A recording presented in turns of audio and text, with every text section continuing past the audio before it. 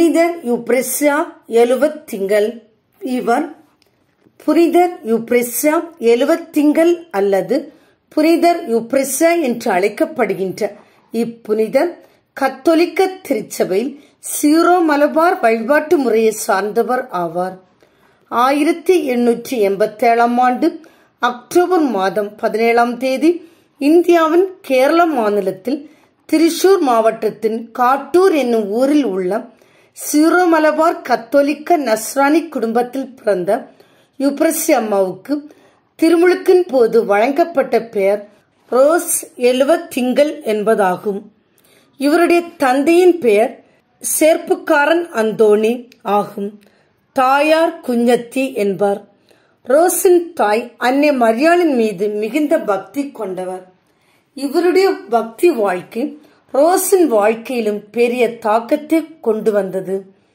Lima நகர் rose என்னும் புனிதரின் பெயரை தாங்கிய ரோஸ் எழுவத்திங்களுக்கு இவருடைய தாயார் அப்புனிதரின் வாழ்க்கை வரலாற்றை விரிவாக எடுத்துரைப்பதுண்டு. மேலும் பல புனிதர்களின் வாழ்க்கையை பின்பற்றிய ரோஸ் நல்ல கிறிஸ்தவ வாழ்க்கை வாழ்ந்திட வேண்டும் என்று தாய் அறிவுறுத்தி வந்தார். சிறு வயதிலேயே ரோஸ் ஆன்மீக காரியங்களில் ஆர்வம் காட்டினார். இவருக்கு 9 வயது நிகழ்கையில் அன்னை மரியாளின் திருக்காட்சி இவருக்கு கிடைத்ததாக இவரே சான்று கூறியுள்ளார். அச்சிறு வயதிலே ரோஸ் தனது வாழ்க்கையை இயேசுவுக்கு கையளித்தார்.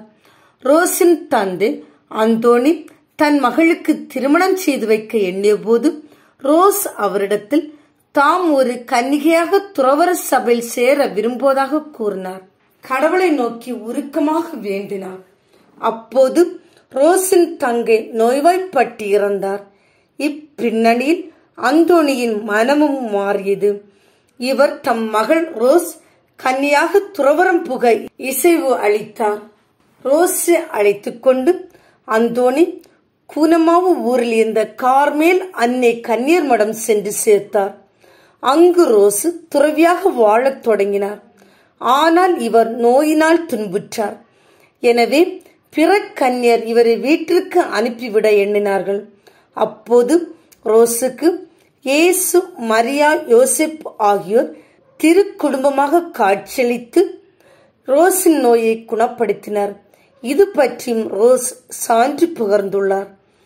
துறவற சபையில் உறுப்பினர் ஆன வேளையில் இவர் ஏற்ற பெயர் இயேசுவின் திரு இதயத்தின் யூப்ரெசியா என்பதாகும். மக்கள் இவரை யூப்ரெசியம்மா என்று அழைத்தனர். இவர் 1898 ஜனவரி மாதம் 10 கார்மேல் துறவியரின் சீருடைய அணியத் தொடங்கினார். யூப்ரெசியம்மா பல நற்பண்புகள் கொண்டவராக விளங்கினார்.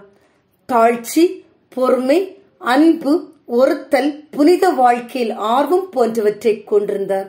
இயேசுவின் அன்னை மரியா மீது மிகுந்த பக்தி இவரிடத்தில் துலங்கியது. நோய்கள் வந்தபோதும் வாழ்க்கையை இருண்டது போன்ற அனுபவம் ஏற்பட்ட போதும் இவருடைய உள்ளத்தில் மகிழ்ச்சி நிறைத்திருந்தது. அருள் சகோதரி யூப்ரெசியம்மா 1900 மே மாதம் 24 தம்மை நிரந்தரமாக துறவரத்திற்கு அர்ப்பணித்தார். இவர் இயேசுவை தம் மணவாளனாக கருதி வாழ்ந்தார். 1904 முதல் 1913 ஆண்டு காலத்தில் யூப்ரெசியம்மா புதுமுக துறவியருக்கு பயிற்சி அளிக்கும் பொறுப்பை ஆற்றினார். இவர் தனிமையில் ஒரு மறைந்த வாழ்வு வாழ்வதற்கு விரும்பிய போதிலும் வல்லூர் கன்னியர் மடத்திற்கு தலைவியாக நியமிக்கப்பட்டார். தனது கடமைகளை பொறுமையோடும் தாழ்ச்சியோடும் ஆற்றினார். மடத்திற்கு உண்மையான தலைவராக இருப்பவர் இயேசுவே என்பதை வலியுறுத்தும் வகையில் மடத்தின் பொது இடத்தில் இயேசுவின் திரு இருதய திருவுருவத்தை நிறுவினார். இவர் மடத்தின் தலைவியாக 1913 முதல் 1916 வரை பணியாற்றினார். இவ்வாறு சுமார் 48 ஆண்டுகள் யூப்ரெசியம்மா புனித மரியாள் கன்னியர் இல்லத்திலேயே வாழ்ந்தார். புனித வாழ்க்கை நடத்தி எப்போதும் இறைவேண்டலில் ஈடுபட்டிருந்தார். இதனால் மக்கள் இவரை ஜெபிக்கும் அன்னை என்று அழைத்தனர். சிலர் இவரை நடமாடும் கோவில் என்றனர். ஏனென்றால் இவருடைய உள்ளத்தில் குடிகொண்ட இறைவனின் ஒளி இவரிடமிருந்து சென்று மக்களின் வாழ்க்கையை ஒளிர்வித்தது.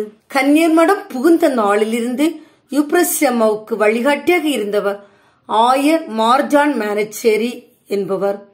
இவர் யூப்ரசி அம்மாவின் வாழ்க்கை ஆன்மீகத்தில் தோய்ந்திருப்பதை உணர்ந்தார்.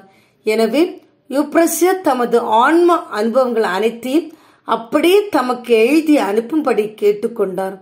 தாம் எழுதியவற்றை அழித்துவிட வேண்டும் என்று யூப்ரசி அம்மா கேட்டுக்கொண்ட போதிலும் ஆயர் அக்கடிதங்களை அப்படியே பாதுகாத்து வைத்தார். அக்கடிதங்களிலிருந்து யூப்ரசி அம்மாவின் ஆன்ம அனுபவ ஆழம் தெரிய வருகிறது. கன்னியர் மடத்தை தேடி வந்து யாராவது உதவி செய்தால் யூப்ரசி அம்மா அவர்களிடம் இறந்தாலும் மறக்க மாட்டேன் என்று கூறுவாராம். யூப்ரசி அம்மாவை நோக்கி வேண்டியதன் பயனாக அதிசயமான விதத்தில் குணம் கிடைத்ததாக பலர் சான்று பகிர்ந்துள்ளனர். இப்புதுமைகளை ஆய்ந்து அவை இறை அருளால் நிகழ்ந்தவை என்றும் யூப்ரசியாவின் மன்றாட்டின் பயனே அது என்றும் திருச்சபை அதிகாரிகள் ஒப்புதல் அளித்தனர். யூப்ரசி அம்மாவுக்கு புனிதர் பட்டம் வழங்குவதற்கான முதல் முயற்சிகள் 1986 ஆண்டு தொடங்கின. 1987 ஆண்டு ஆகஸ்ட் மாதம் 29 நாள் இவருக்கு இறை ஊழியர் நிலை வழங்கப்பட்டது.